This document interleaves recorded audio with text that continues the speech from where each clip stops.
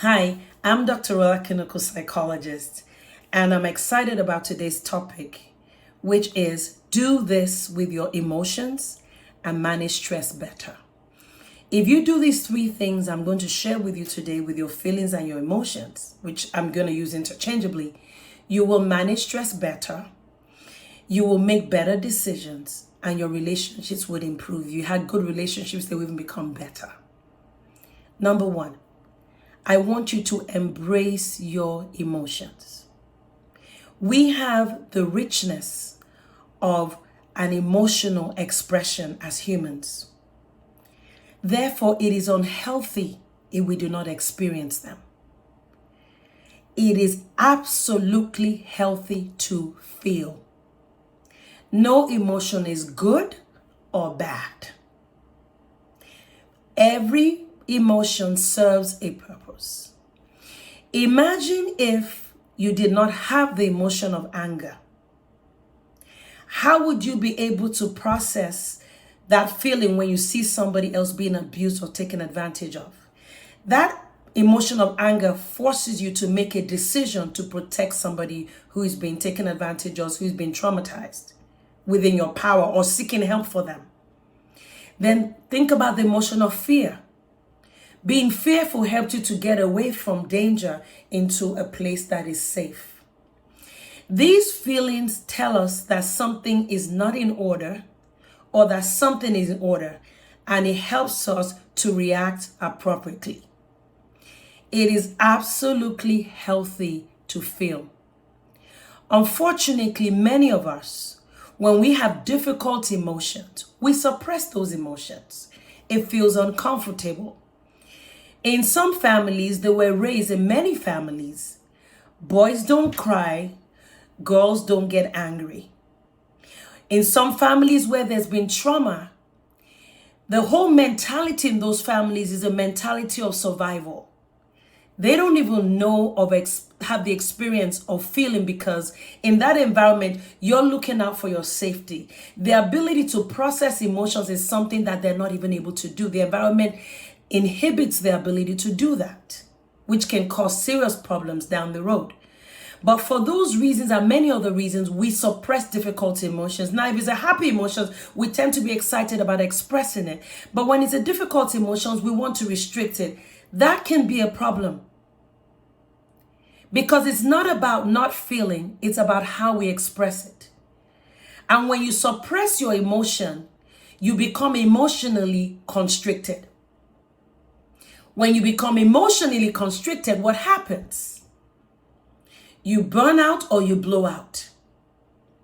I can say definitively that that is what happened with Will Smith at the Oscars. This is the week when Will Smith slapped Chris Rock on a worldwide audience when he was receiving an award at the pinnacle of his career. Some emotions had been suppressed, had not been processed. And in that moment, it felt reflexive to do what he did. It is healthy to feel. Okay, the number two thing we must do with our emotions in order to manage stress better.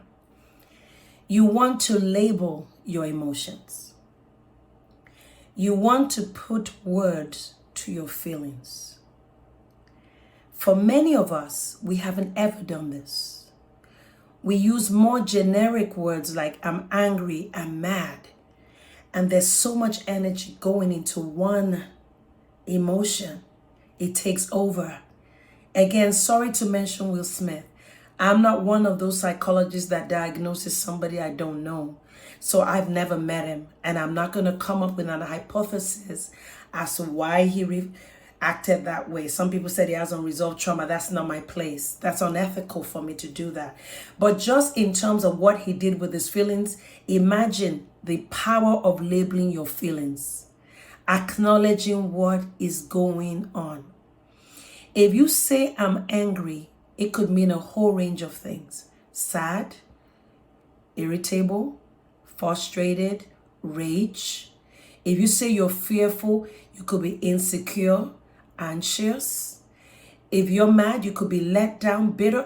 There's so many gradations to that same emotion that is so powerful for you to label it. And that's why I want to attach the emotional link to this video. You're going to see it. It may seem like a boring exercise, but for many of us, this could be the best thing we could ever do, is to put a label on how exactly we're feeling and look at what the different levels could look like. What does that do? It helps our bodies to process that in emotion in a much more balanced way. So number 3 thing to do with your emotions, you want to observe your emotions. When we take an observer role, as far as our emotions are concerned, we take a step back. We've named the emotion, but now we're beginning to rate the intensity of the emotion. From 1 to 10, how bad is this? This emotion could be 8, the other one could be 2. You're gaining some level of control over your feelings. You're not feeling like everything you feel has to be acted out, which is what Will Smith did. How many times have we acted out and we regretted it because we did not take on an observer role? You want to take on an observer role and measure the intensity of the emotion. And then when you measure it, you're also going through the process of trying to better understand what is triggering this intense emotion. Some of the emotions you guys are showing is something that had nothing to do with what you're facing right now. It's probably 10, 20 years ago. Imagine the power of understanding what that trigger is and beginning to better understand some of the things you can do to get better with how you handle your emotions. And as you are also identifying the trigger, you're identifying your pattern. Do I tend to be overly angry? Am I overreacting? Am I really listening to the other one? Again, it reduces its acting out. When you take on the observer role, you're doing something very powerful. You're stepping away so you can be more objective. That improves your decision making. That improves your ability to make better decisions. You label your emotions and you do that actively. The impulsive part of your brain, your limbic region, is reducing activity and the prefrontal cortex is increasing activity.